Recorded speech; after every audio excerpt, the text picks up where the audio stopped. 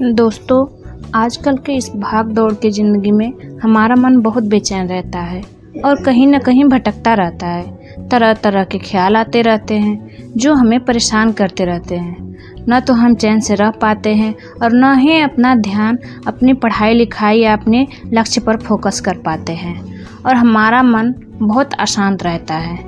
तो दोस्तों, आज की कहानी में हम ऐसी 4 आदतों के बारे में बताएंगे जो आपको अपने मन को शांत करने में मदद करेगा और ये 4 आदतें आपको अपनी ज़िंदगी में सफल भी बनाएंगी। तो इस कहानी को अंत तक ज़रूर सुनें क्योंकि यह कहानी आपकी ज़िंदगी बदलने वाली है। यह कहानी एक नवयुवक की है।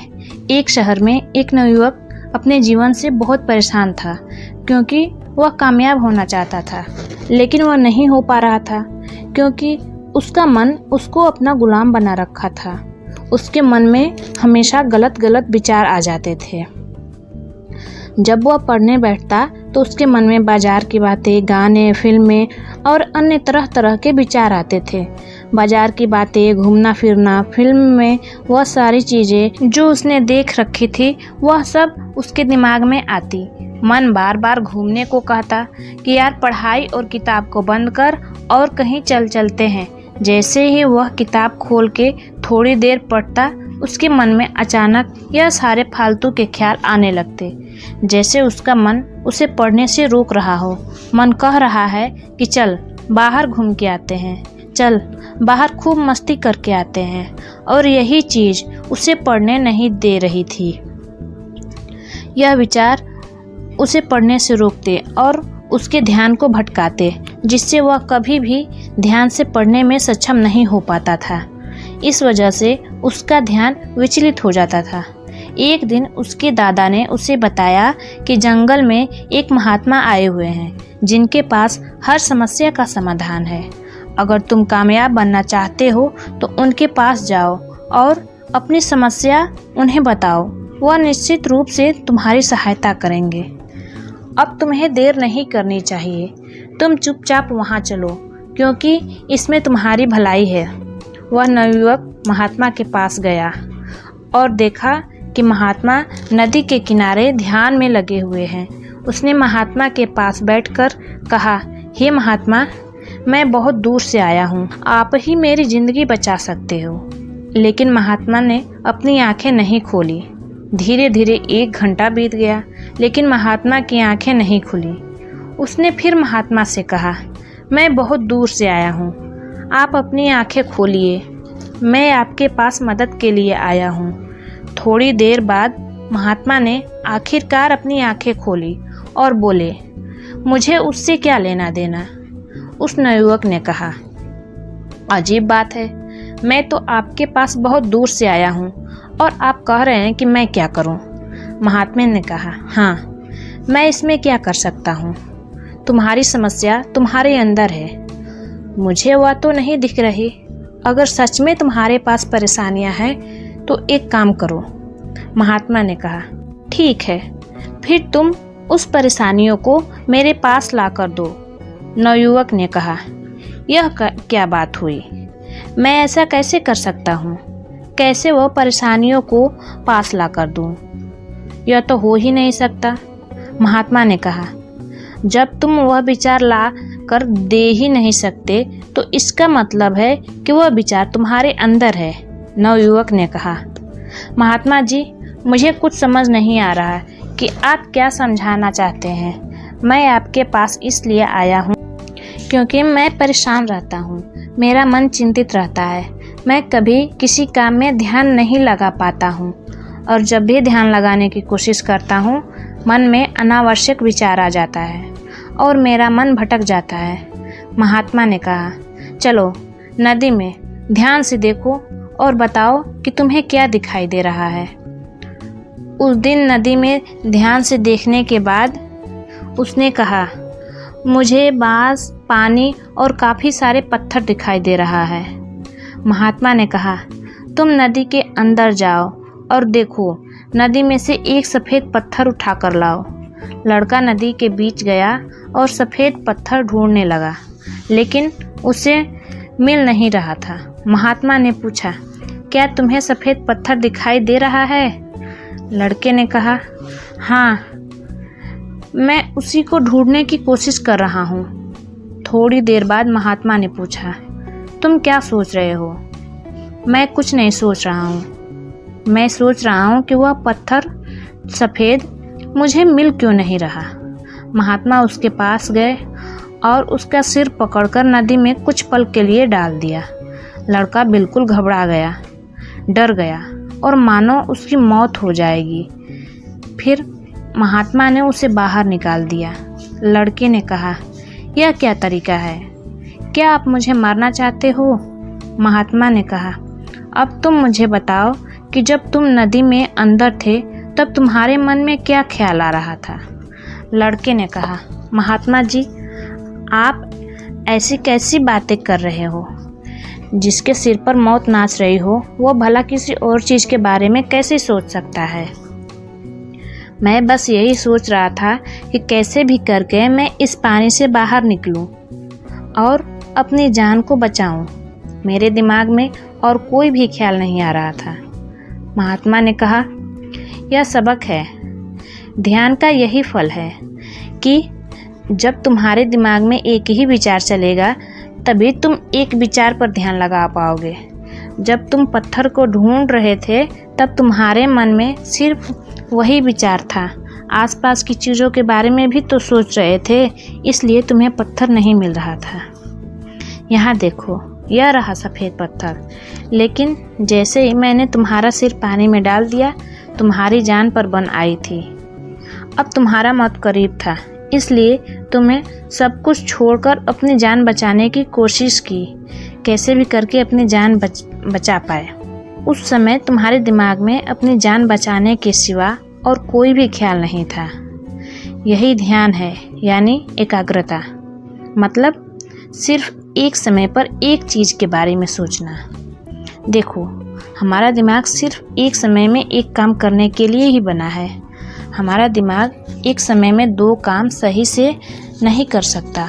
इसलिए जब हम ध्यान करते हैं तो हमें चाहिए कि हमारे मन में कोई और ख्याल ना आए, क्योंकि जब कोई और ख्याल आएगा तब आप कोई भी एक ही चीज़ पर ध्यान लगा ही नहीं सकते। यह चीज़ पढ़ाई के साथ भी होता है, इसलिए मन को एकाग्र करना ज़रूरी है। कुछ चीज़ें हैं जो ज़िंदगी को बर्बाद कर देती हैं, लेकिन अगर आप स्टूडेंट हो तो आप अपने काम पर फोकस करना चाहिए, तभी आप ज़िंदगी में कामयाब हो पाओगे। इतना सुनकर वह लड़का समझ गया कि ज़िंदगी में कामयाब होने के लिए फोकस का होना ज़रूरी है। जब हम एक लक्ष्य के साथ काम पर फोकस करते हैं तो हम कामयाब होते हैं। फिर उसने महात्मा से पूछा, महात्मा, आप मुझे यह बताइए कि मैं कामयाब होने के लिए वह कौन सा नियम अपनाऊं जो मेरी ज़िंदगी में काफ़ी मददगार साबित हो। महात्मा ने कहा, ज़िंदगी में एक बात हमेशा याद रखना, तुम खुद को बनाते हो। मतलब तुम जो कुछ भी करते हो, जो कुछ भी देखते हो, जो कुछ भी सीखते हो, जहाँ भी जाते हो, वह हर चीज़ तुम्हें सबक सिखाती है और तुम जैसे माहौल में रहते हो वैसे तुम बन जाते हो। हम अपने भविष्य का निर्माण खुद करते हैं। ज़िंदगी में सफल होना आसान नहीं है। जब इंसान सफलता के रास्ते पर चलता है तो उसके रास्ते में बहुत सारी रुकावटें भी आती हैं और कुछ रुकावटें इंसान खुद बनाता है। इसलिए कुछ गलतियां ऐसी होती हैं जो गलतियां तुम्हें नहीं करनी चाहिए और कुछ काम ऐसे होते हैं जो इंसान को नहीं करनी चाहिए। आओ इस बारे में मैं तुम्हें बताता हूँ, जिसमें पहला नंबर है, एक लक्ष्य को निर्धारित करो। यह बात सही है। इंसान के जीवन में एक लक्ष्य नहीं, वह अपने जीवन में कभी आगे बढ़ ही नहीं सकता। यह ठीक वैसे ही है जैसे मैं तुम्हें कहूँ कि तुम मार्ग में आगे चलो, लेकिन तुम्हें यह नहीं बताऊँ कि तुम्हें कहाँ तक आगे चलना है। तुम खुद ही सोच के देखो, तुम कहाँ तक आगे चलोगे। तुम चलते चलते थक जाओगे, क्योंकि तब तुम्हें मंजिल नहीं पता तो तुम भला कहाँ तक पहुँचने की कोशिश करोगे। और तुम अपने दिमाग को क्या बताओगे कि तुम कहाँ जा रहे हो और तुम्हारी मंजिल क्या है। इसलिए मंजिल यानी लक्ष्य का होना ज़रूरी है। जब तुम्हारे पास लक्ष्य होता है तो तुम आगे बढ़ने के लिए प्रेरित हो और तुम थकते भी नहीं और तुम हर दिन धीरे धीरे आगे बढ़ते रहते हो।